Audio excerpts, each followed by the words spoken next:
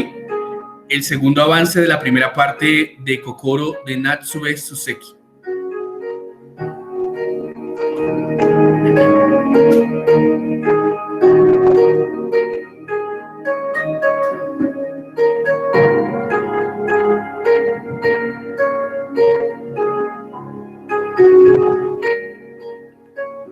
Hasta donde yo sabía, Sensei y su esposa formaban un matrimonio muy bien avenido.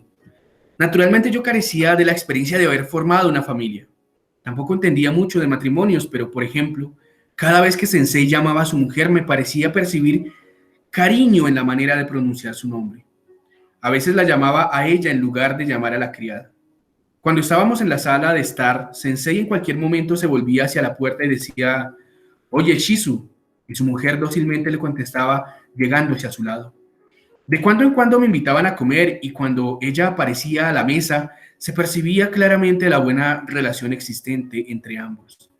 A veces Sensei iba con ella a conciertos o al teatro. Además de eso hubo 2 o 3 ocasiones, si no me falla la memoria, en que hicieron viajes de una semana o así. Conservo aún una tarjeta que me mandaron desde Hakone. Otra vez desde Nikko me enviaron una carta con una hoja roja por el otoño. La relación entre Sensei y su esposa, a través de mi mirada de entonces, se mantenía más o menos así. Solo una vez ocurrió una excepción. Fue un día en que había ido de visita, como de costumbre. Apenas hube franqueado la puerta de entrada a la casa y antes de hacer notar mi presencia, llegaron a mis oídos voces no de una conversación normal, sino más bien de una discusión. La casa de Sensei tiene el cuarto de estar al lado del zaguán de entrada, por eso enseguida pude oír el tono tenso de las voces. Comprendía que una de esas era de Sensei, era una voz masculina y más alta. La otra voz tenía un tono mucho más bajo y aunque no estaba del todo seguro, se asemejaba a la de su mujer. Parecía que estaba llorando. Estuve unos instantes sin saber qué hacer junto a la puerta hasta que decidí marcharme rápidamente y regresar a mi pensión. Una vez en el cuarto de mi pensión sentí el corazón embargado por una extraña ansiedad. Me puse a leer, pero era como si las líneas no entraran en mi cabeza. Al cabo de más o menos una hora, Sensei me llamó por mi nombre desde abajo de mi ventana. Sorprendido le abrí. Me preguntó que si me apetecía dar un paseo. Miré el reloj que había metido en un momento antes en el obi. Eran más de las 8. Al llegar, no me había quitado aún el hakama. Así que vestido como estaba, enseguida salí a la calle. Esa noche tomé cerveza con Sensei. Él solía beber poco. Tenía un límite para beber que cuando no se sentía bien, jamás traspasaba. Hoy esto no marcha. Y diciendo esto, sonreí amargamente. ¿No puede ponerse algo alegre?, le pregunté yo sintiendo su preocupación. En mi mente seguía muy vivo el asunto de antes. Yo sufría como si tuviera clavada una espina en la garganta. Estaba muy confuso. En algún momento sentí el impulso de hablar de ello con él, pero por otro lado me parecía mejor callar. Esa confusión mía hacía que me mostrara nervioso. «Pareces un poco raro esta noche», dijo Sensei. «Pero bueno, la verdad es que yo también estoy un poco raro. ¿No se me nota?». No pude contestar nada y siguió diciendo: «Hace un rato tuve una pequeña riña con mi mujer. Me he agitado inútilmente. ¿Y a qué ha sido debida la...?». Pero no pude pronunciar la palabra riña. «Bueno, mi mujer no me entiende bien. Aunque le diga que está equivocada, no se lo toma en serio. Sin darme cuenta, me he enfadado con ella». «¿Cómo es eso de que no le entiende bien?». Pero Sensei no intentó contestar esta pregunta y dijo: «Si yo fuera un hombre como mi mujer cree, no sufriría tanto». ¿Cuánto sufría Sensei? Ni siquiera podía imaginarlo.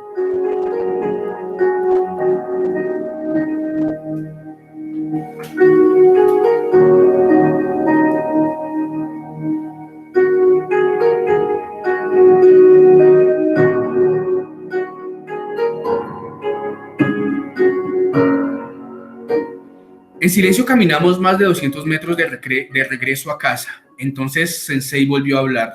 «He hecho mal. Salí de casa disgustado y seguro que ella debe estar muy preocupada. Pensándolo bien, las mujeres son dignas de lástima.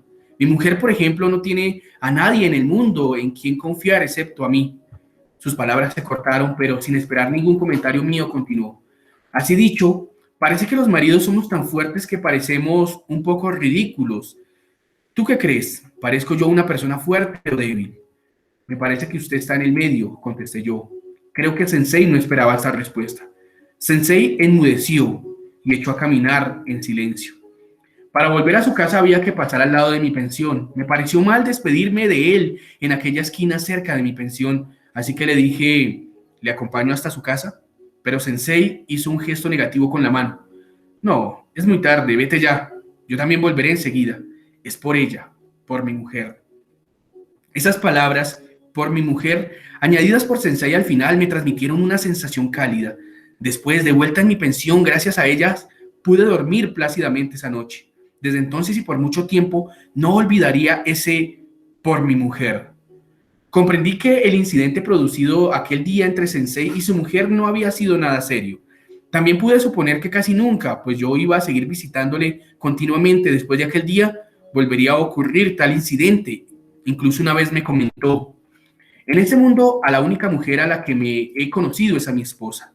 No me atraen otras mujeres. Ella también se siente que yo soy su único hombre en este mundo. En ese sentido debemos ser la pareja más feliz del mundo. He olvidado de qué hablábamos antes o después de ese comentario. Por lo tanto, no sé exactamente su motivo para hacérmelo oír, pero recuerdo que su actitud al decirme esto era seria y su tono era bajo. En mis oídos resonó de forma extraña aquella última frase. Debemos ser la pareja más feliz del mundo. ¿Por qué no habría dicho somos, sino debemos ser? Me resulta extraño ese matiz de obligatoriedad entre el hecho de ser felices. ¿Eran o no eran felices? ¿No eran tan felices como debían serlo? No había más remedio que dudarlo, pero esa duda con el paso del tiempo quedó enterrada no sé dónde. Entre tanto, en el curso de una visita en la cual Sensei no se hallaba en su casa, tuve ocasión de hablar cara a cara y a solas con su mujer. Aquel día Sensei no estaba porque había ido a Shimbashi a despedir a un amigo suyo que iba a partir al extranjero en un barco desde Yokohama. Era la costumbre de entonces tomar el tren a las 8:30 de la mañana desde Shimbashi para tomar el barco en Yokohama. Yo necesitaba consultar con Sensei el pasaje de un libro que había ido a su casa a la hora por él indicada, las 9. Su salida a Shimbashi fue prevista, pues ese amigo solo el día anterior le había ido a visitar para advertirle de su partida. Sensei no quiso devolverle la cortesía y despedirle en la estación. Por eso, me había dejado un mensaje en su casa diciéndome que iba a volver pronto y pidiéndome que le esperase. Fue durante la espera en la casa de estar cuando pude hablar con su mujer.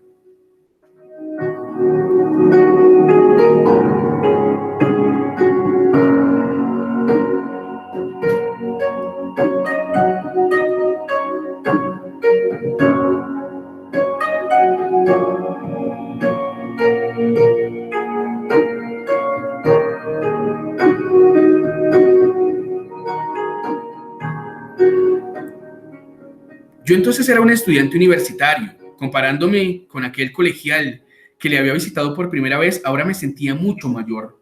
Asimismo, me había hecho bastante amigo también de su mujer. A su lado no me sentía nada incómodo, entonces pudimos hablar cara a cara de diversos temas casi siempre intrascendentes y que ya he olvidado. Sin embargo, hay algo que me quedó en mi memoria, pero antes de contarlo, he de hacer un comentario. Sensei se había graduado de la Universidad Imperial. Eso yo lo sabía desde el principio. Llegué a saber, pasado algún tiempo, desde mi vuelta a Tokio, que no trabajaba en nada. Me preguntaba cómo podría vivir sin hacer nada.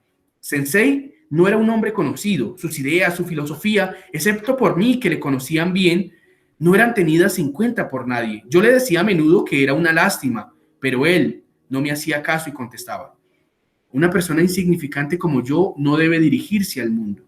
Esa explicación tan humilde yo la interpretaba al contrario, es decir, era como si él criticara de esa forma tan fría a la sociedad, al mundo. De hecho, a veces censuraba abiertamente a personas conocidas que debían haber sido sus compañeros de clase. Una vez le expresé con claridad mi oposición a esa actitud suya, una oposición nacida no de la rebeldía hacia él, sino de mi rabia porque la gente no llegara a conocerle.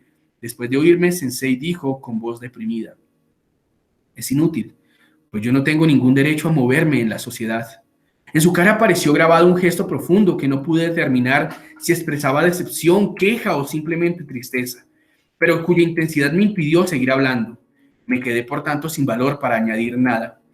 Volviendo al día en que hablé con su esposa, recuerdo que nuestra conversación sobre Sensei recayó de manera natural en este asunto. ¿Por qué Sensei solo estudia y piensa en casa sin trabajar fuera? Eso de trabajar fuera no le va, no le gusta. Pero se dará cuenta de que eso es absurdo, ¿no? Dije. No sé si se da cuenta o no. Bueno, como soy mujer no entiendo muy bien, pero quizá no desee trabajar en ese sentido.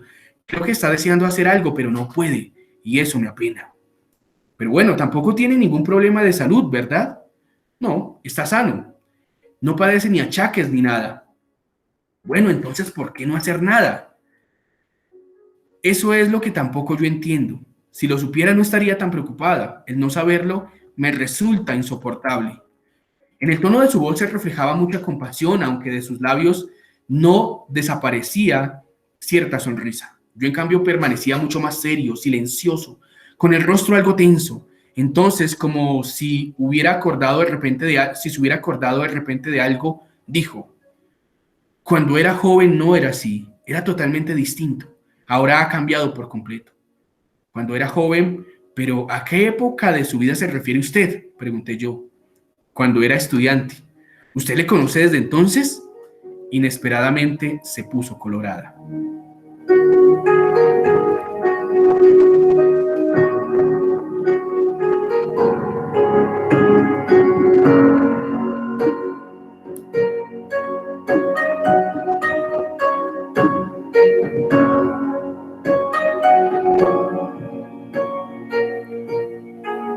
Su mujer era de Tokio. Eso lo sabía porque Sensei me lo había dicho. Lo sabía además por ella misma. Ella decía: la verdad es que yo soy un poco de todo.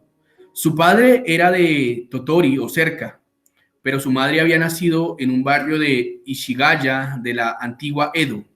Por eso decía en broma que era un poco de todo. Sensei, en cambio, procedía de la provincia de Niigata, en otra dirección totalmente distinta. Por consiguiente, si ella había conocido a Sensei en la época en que éste era estudiante, estaba claro que no era por proceder ambos de la misma provincia. Tuve la impresión ese día de que a ella no le gustaba seguir hablando del tema, pues se había sonrojado. No quise, por tanto, insistir más.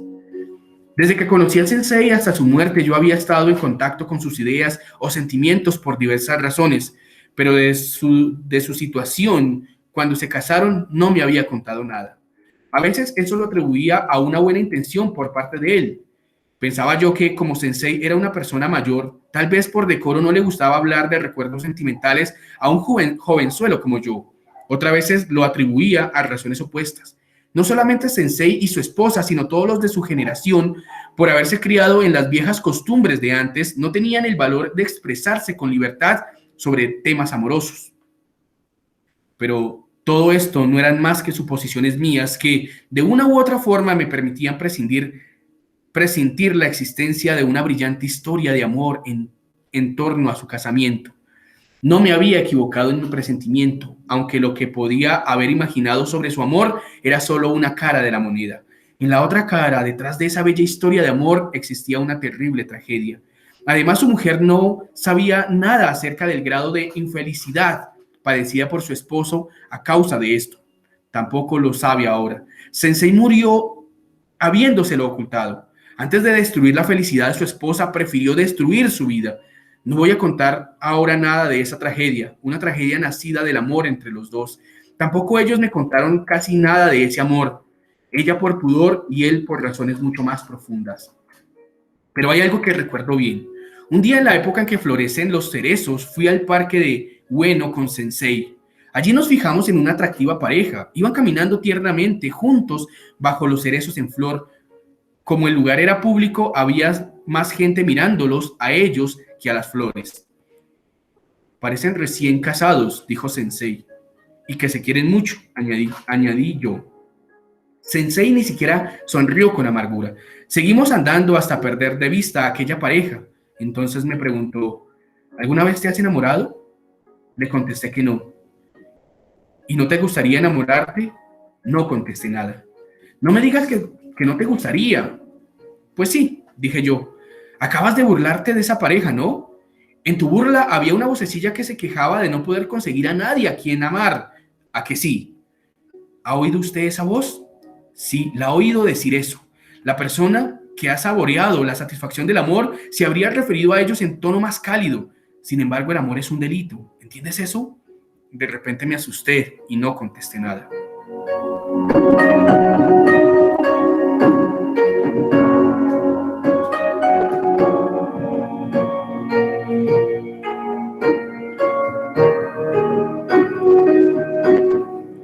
Nos rodeaba mucha gente, gente de aspecto alegre, hasta después de haber pasado entre tanta gente y flores y habernos adentrado en un bosquecillo del parque, no tuvimos ocasión de seguir con ese tema.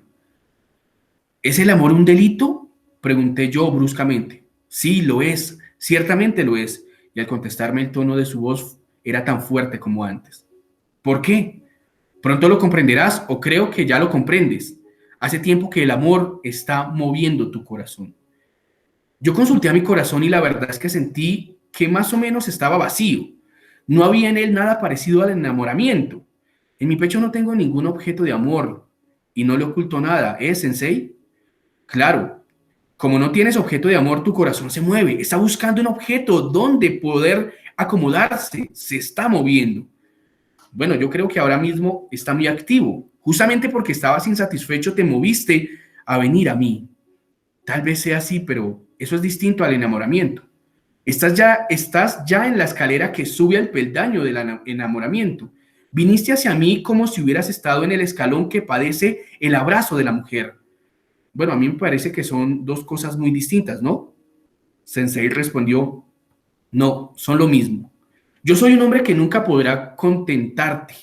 Además, y por una razón muy particular, no podré darte ninguna satisfacción. Y la verdad lo siento mucho, aunque te alejarás de mí, no me quejaría. Al contrario, creo que lo estoy deseando, aunque me sentí extrañamente triste. Bueno, sí, si lo cree así, yo no puedo decir nada, pero nunca se me había pasado por la cabeza alejarme de usted. Sensei no me escuchaba y siguió diciendo, bien, tu deber es ir con cuidado porque el amor es un delito. Estando conmigo, aunque yo no te contente, tampoco hay peligro. ¿Sabes tú acaso cómo se siente uno cuando el corazón atado al cabello largo y negro de una mujer? Yo lo sabía en mi imaginación, pero no por experiencia. De todos modos, no entendía bien ese sentido del delito y lo que me decía me resultaba muy vago. Además, empecé a sentirme molesto. Sensei, acláreme un poco eso del delito, o mejor, dejémoslos ya hasta que yo pueda comprender todo por mí mismo. Perdón, he hecho mal. Pensaba que te estaba diciendo la verdad, pero en realidad solo he conseguido impacientarte. Perdona. Seguimos caminando con paso tranquilo por detrás del Museo Nacional de Tokio, en dirección al barrio de Ugisudani. Entre los setos que rodeaban el museo había una parte del amplio jardín frondoso, bambúes enanos que transmitían una profunda sensación de sosiego. ¿Sabes por qué visito todos los meses aquella tumba de Yoshigaya? ¿Dónde está enterrado mi amigo? La pregunta de Sensei cayó de sopetón. Él sabía bien que yo no podría contestarla. Me quedé callado. Entonces, como si hubiera dado cuenta de lo que acababa de decir, añadió, he vuelto a hacer mal. Si intento explicarte algo para no irritarte, la misma explicación resulta irritante. No hay manera, dejemos ese tema. De todos modos, enamorarse es un delito y también es algo divino. ¿Lo entiendes? Lo que acababa de decir Sensei me resultaba menos comprensible que lo dicho antes y ya no volvió a mencionar la palabra enamorarse.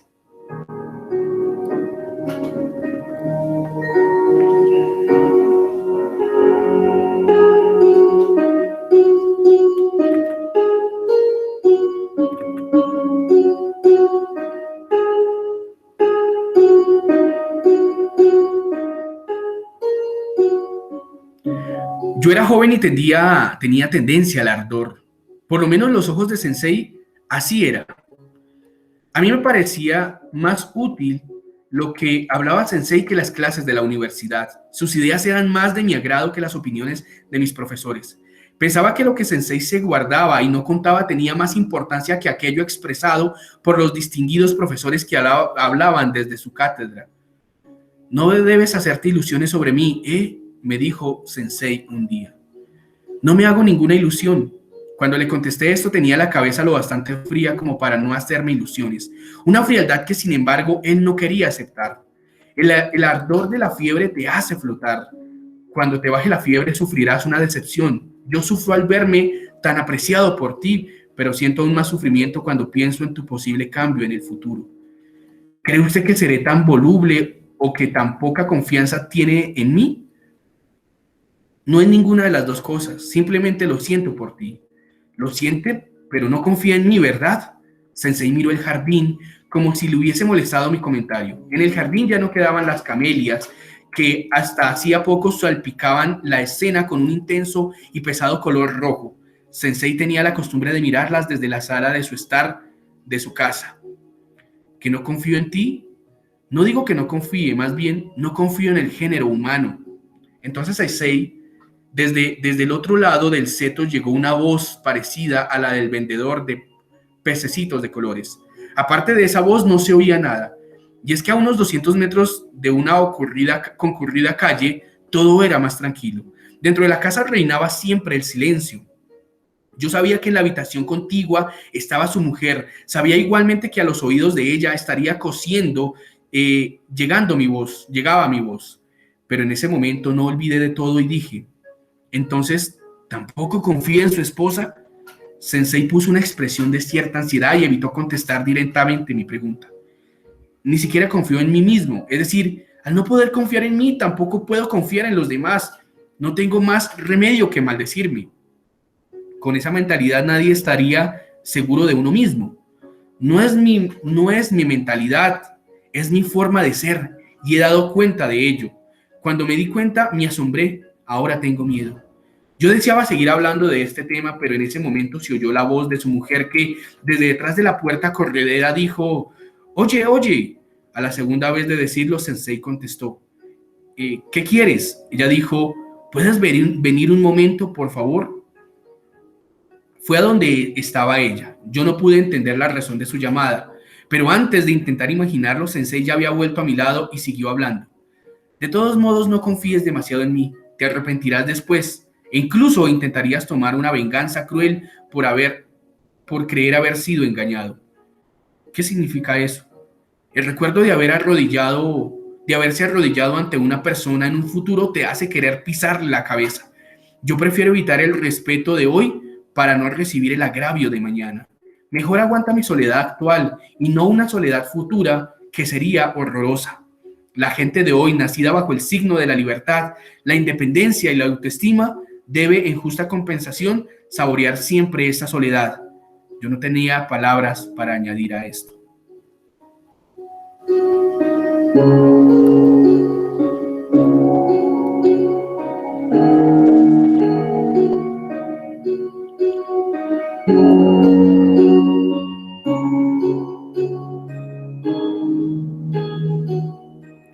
Desde entonces, cada vez que veía la cara de su mujer, me sentía preocupado por si la actitud de Sensei hacia ella reflejaba esas ideas, en cuyo caso, ¿podría ella estar feliz a su lado?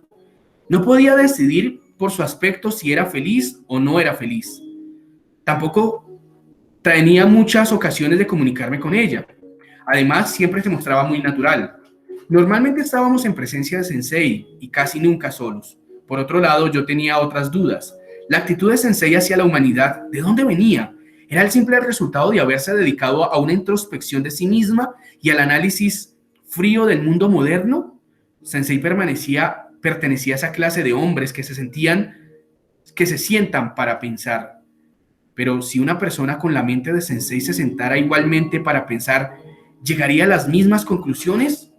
Yo creía que no. Es decir, sus ideas eran algo vivas, nacidas de la experiencia, eran distintas a una casa de piedra calcinada por el fuego, pero con sus muros fríos.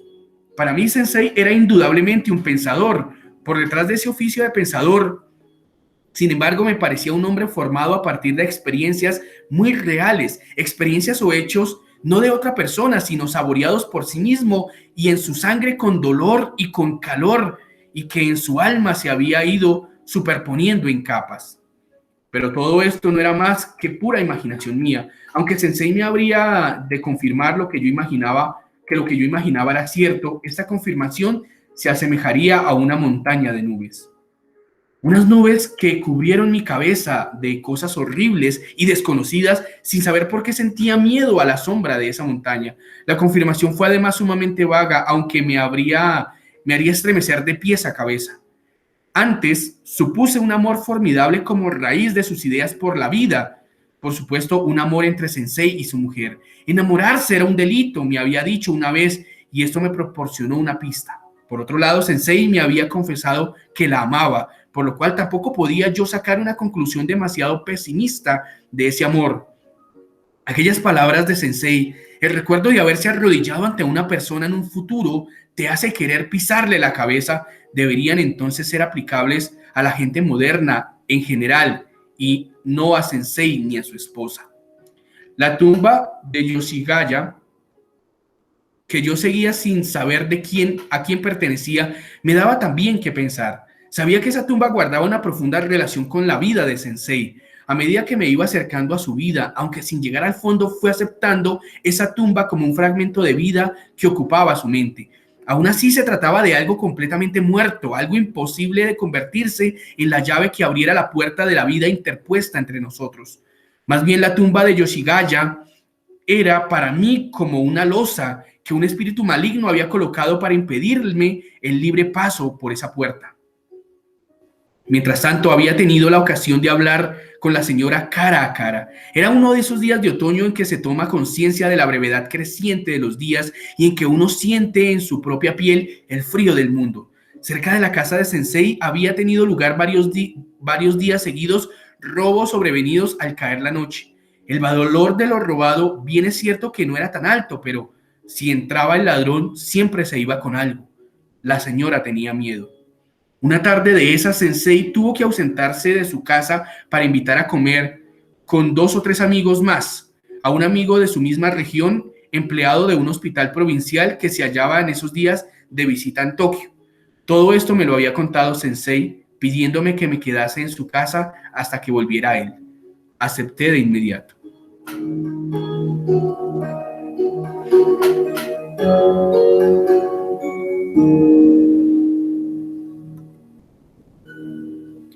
Cuando llegué a su casa, la hora de empezar a encender las luces, Sensei, siempre tan puntual, ya no estaba.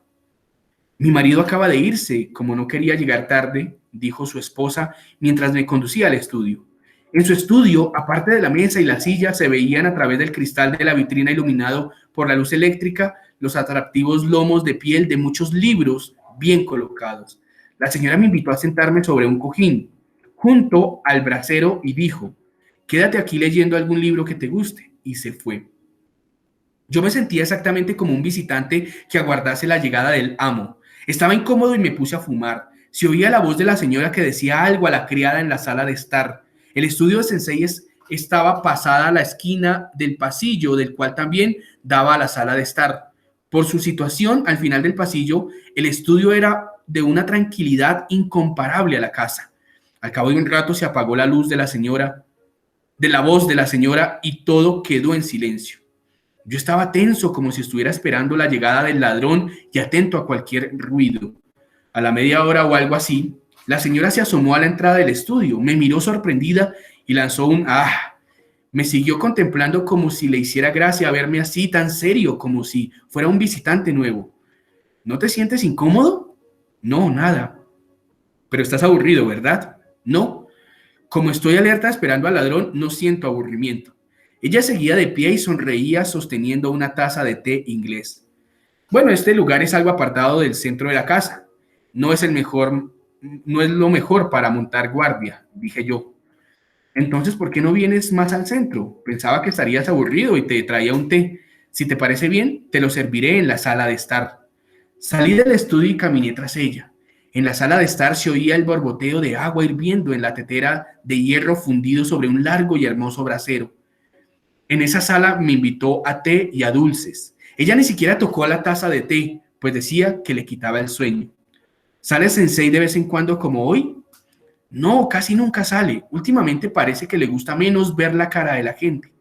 Su expresión al decir esto no parecía reflejar preocupación. Entonces yo me atreví a seguir preguntando. Entonces, usted es la excepción, ¿no? No, yo también estoy entre esa gente. Eso no es cierto, dije yo. Y usted misma sabe que no es cierto. ¿Qué quieres decir? Bueno, según mi teoría, a Sensei no le gusta la sociedad de la gente porque la ama a usted. Como eres estudiante, te gusta argumentar con razones vacías, pero fíjate, igualmente, se podría decir que con tus mismas razones que, como no le gusta a la gente, tampoco le puedo gustar yo, de que formo parte de esa gente, ¿no te parece? Bueno, sí, se podría decir eso también, pero en ese caso, yo soy el que tengo razón. No me gusta discutir. Los hombres se divierten discutiendo por discutir. No me explico cómo podéis pasar tanto tiempo hablando y hablando como si estuvierais brindando con copas vacías.